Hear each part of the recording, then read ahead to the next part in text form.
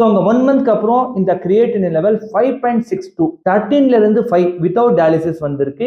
Urea வந்து 107 வந்து வந்திருக்கு.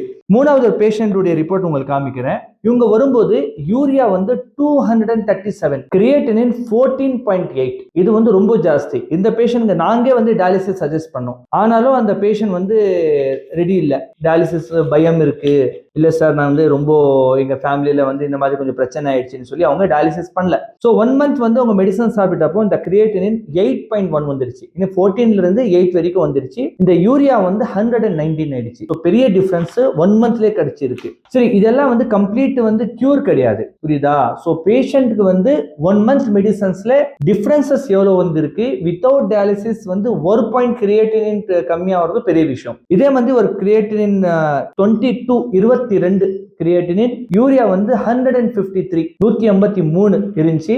இவங்க 1 மந்த் மெடிசன் சாப்பிட்ட அப்புறம் வாட்ஸ்அப்ல வந்து அமிச்சாங்க ரிப்போர்ட். இந்த கிரியேட்டினின் 12.05, யூரியா 157 ஆயிடுச்சு.